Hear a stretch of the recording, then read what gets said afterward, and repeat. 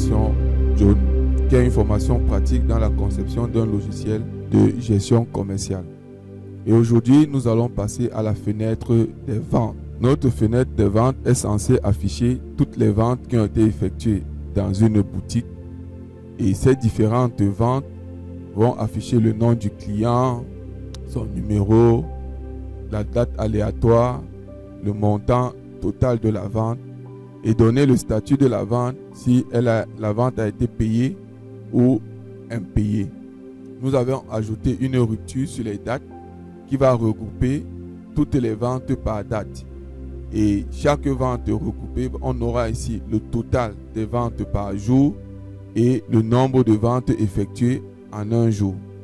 Bien entendu, il y a également ce champ de recherche que nous avons placé sur notre fenêtre vente avec le bouton pour lancer la recherche. Ce bouton va ouvrir une période, une autre fenêtre qui va nous faire choisir une période pour afficher les ventes entre deux dates. Mais à l'ouverture, notre fenêtre va afficher les 20 ou 30 dernières ventes de notre boutique. Voici la zone répétée ZR Vente avec tous ses attributs. Nous avons l'identifiant de la vente, le ID vente, l'initiale, la couleur, le numéro qui sera comme le numéro de la facture, le numéro ID, le nom du client, la date relative, le montant, le statut, la date de la vente. La date de la vente que nous allons composer en jours, semaines, mois. Et après, on va ajouter le total vendu par jour et le nombre de ventes effectuées par jour. Nous avons ajouté ici une rupture au niveau de l'attribut date. Voici tous les éléments de notre fenêtre. Voici présentés tous les éléments de notre fenêtre vente. Maintenant, nous allons commencer par présenter les différents codes. À la déclaration globale de notre fenêtre vente, nous avons déclaré GTAP vente et GN indice ligne. Ici, à l'initialisation de la fenêtre vente, nous avons récupéré les 20 dernières ventes effectuées que nous allons donc remplir dans la procédure PL rempli vente. Pour avoir les 20 dernières ventes, voilà la procédure. Nous avons déjà écrit le code dans le web service qui nous permet de récupérer les 20 dernières ventes.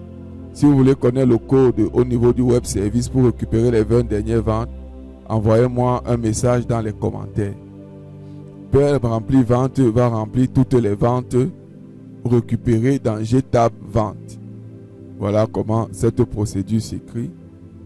Et ici, on a le PLZR ajoute ligne. Donc, voici le code. On va récupérer un ST vente à une certaine ligne. Si la ligne est égale à -1, on va insérer, ou si la ligne est égale à 0, c'est un nouvel ajout. On va insérer une ligne quand nous allons faire un nouvel enregistrement et on va ajouter une ligne quand nous serons en train de remplir la zone répétée. Ici, on va récupérer le nombre de ventes par jour avec S libellé est égal à soit une vente, soit 0 vente, soit N vente.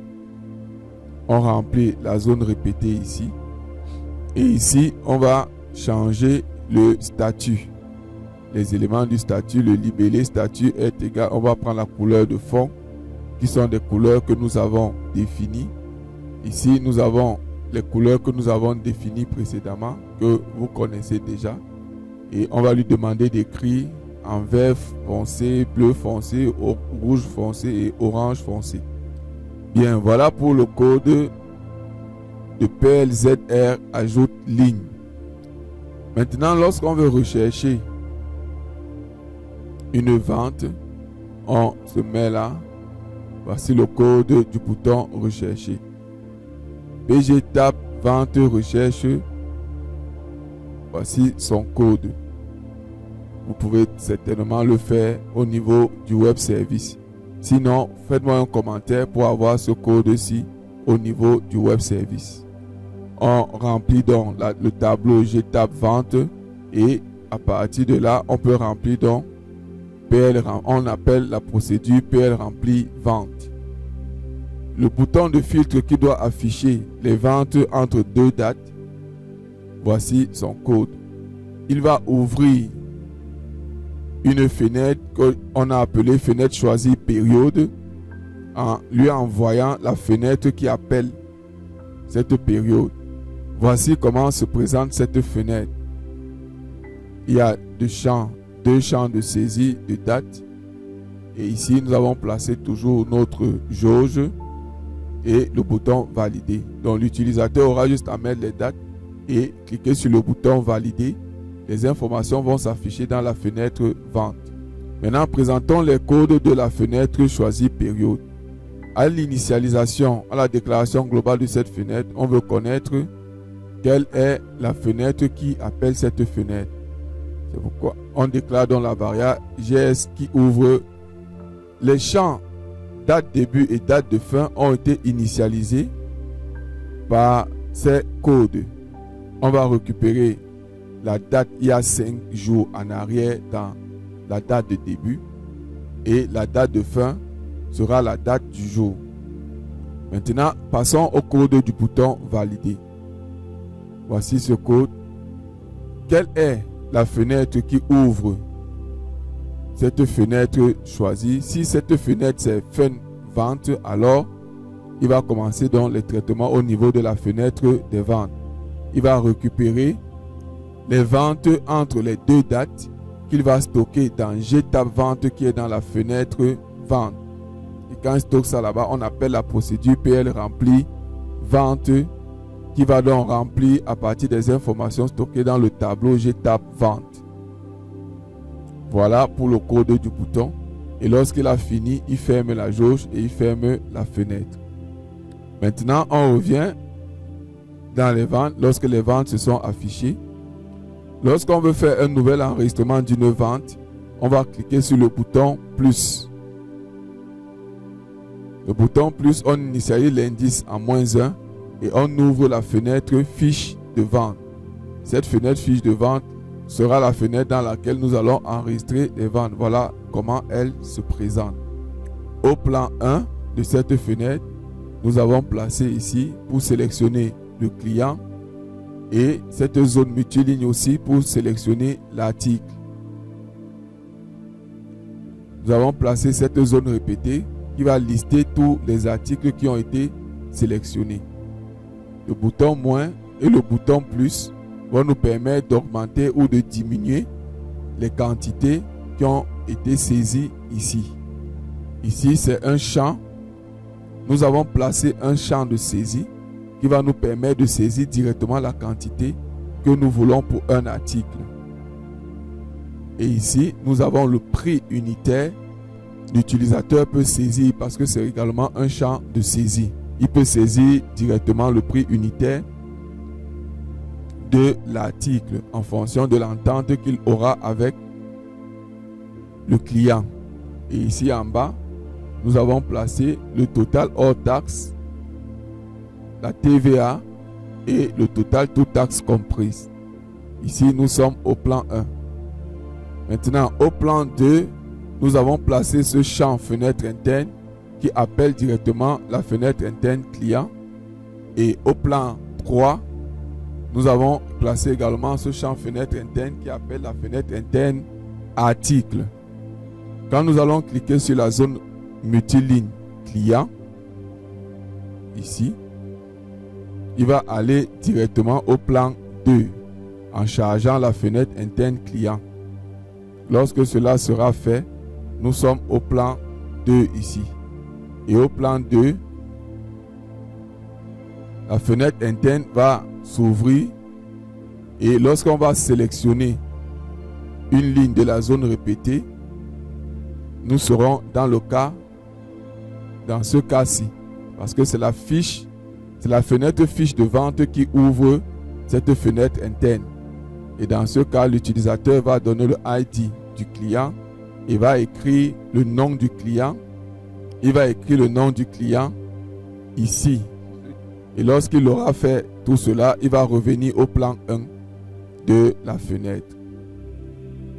Donc voilà pour le code de sélection d'une ligne de la fenêtre interne client. Lorsqu'on va sélectionner, lorsqu'on va cliquer sur la zone multiligne article, on a le code suivant. On va charger la fenêtre interne article et on va aller directement au plan 3. Et quand nous sommes au plan 3 de notre fenêtre, nous sommes ici où il y a la liste des articles. On peut rechercher un article ou alors et on va cliquer directement sur un article. On ouvre la fenêtre interne ici et lorsqu'on va sélectionner une ligne de cette fenêtre interne article, nous sommes à ce niveau-ci. Et là, on remplit directement l'article par la procédure PL remplit ligne vente. On va ajouter cet article dans la zone répétée des ventes que nous avons ici. Voici le code de PL remplit ligne vente. Lorsqu'on envoie le ST article, on parcourt. Si l'article n'existe pas, on va l'ajouter normalement comme ici. C'est-à-dire N ligne est égale à -1. Mais si l'article existe déjà dans la zone répétée, alors on va juste incrémenter la quantité. Et lorsque cela est fait, on calcule directement le total avec la procédure PL calcul total. Donc voici le code. On définit ces variables. Vous êtes N ligne, occurrence, on va parcourir la zone répétée, on charge sa valeur et on calcule les totaux. Et après avoir rempli l'article, il va revenir directement au plan 1. Voici la description de la zone répétée ligne avec les initiales, le ID article, la couleur, le nom de l'article, la référence, le prix de vente, le montant, la quantité. Montant est égal à quantité fois prix de vente, NID, le ID ligne et la quantité en stock.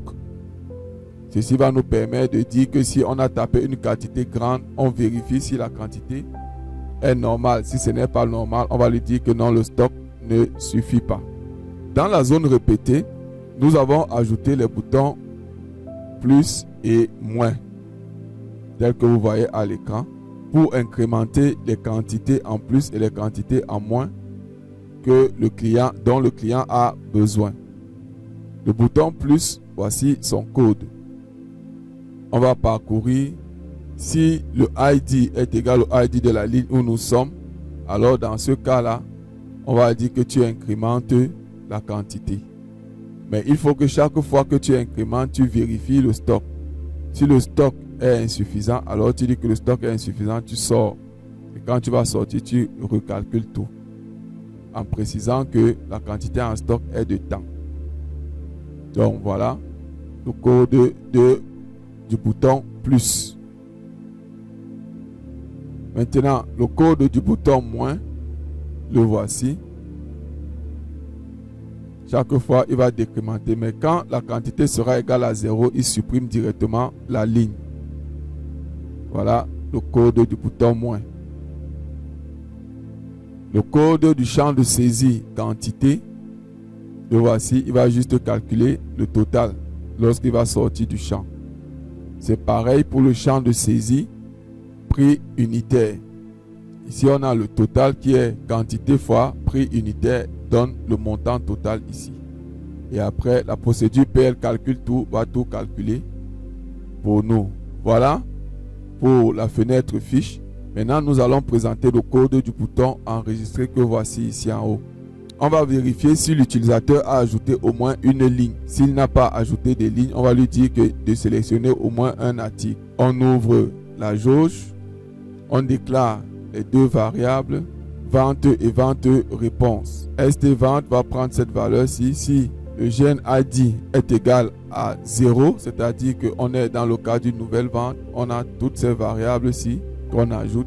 Mais dans le cas contraire, on a ceci pour pouvoir enregistrer. Et lorsque c'est chargé, on lance l'enregistrement de la vente en récupérant la réponse avec la procédure PG enregistre vente. Donc voici le code, vous le connaissez certainement. Lorsque la vente ne s'est pas bien passée, on dit échec de l'enregistrement. Et lorsque la vente s'est bien passée, on traverse, on lance l'enregistrement des lignes de vente. On récupère, on déclare le tableau des ventes et on récupère chaque ligne de vente, on met dans notre tableau. On lance l'enregistrement du tableau des lignes de vente en lui envoyant bien sûr le ST vente, le ID de la vente. Lorsque tout a été enregistré, on dit alors enregistrement effectué avec succès. On insère la nouvelle vente qui vient d'être enregistrée dans la liste des ventes de notre fenêtre vente en appelant la procédure PLZR ajoute ligne de la fenêtre vente. On ferme la jauge et on ferme notre fenêtre fiche de vente. OK. Voilà le code. Et là, nous serons de retour dans la fenêtre des ventes. Lorsque l'utilisateur va sélectionner une ligne de vente, il va ouvrir la fenêtre fiche de vente en lui envoyant le ID de la vente. Et lorsque cette fenêtre va s'initialiser avec le ID de la vente, directement à l'initialisation, il va donc vérifier si c'est une modification. Dans ce cas-là, il ouvre cette partie-ci. Il récupère les informations de la vente. Il va charger le nom du client et il va remplir la ligne de vente. Il va charger toutes les lignes de vente dans la zone répétée ligne. Il récupère le tableau des lignes de vente à partir de la procédure PG tab ligne vente d'une vente. Donc voici le code. OK, et là il charge toutes les ventes et il calcule tout. Pour tester notre fenêtre, je vous laisse le lien pour télécharger l'APK de notre application dans la description et vous pourrez voir comment fonctionne notre fenêtre des ventes. Merci d'avoir suivi cette vidéo. Ne manquez pas de liker, de commenter et surtout de vous inscrire pour ne rien rater de nos vidéos. Merci.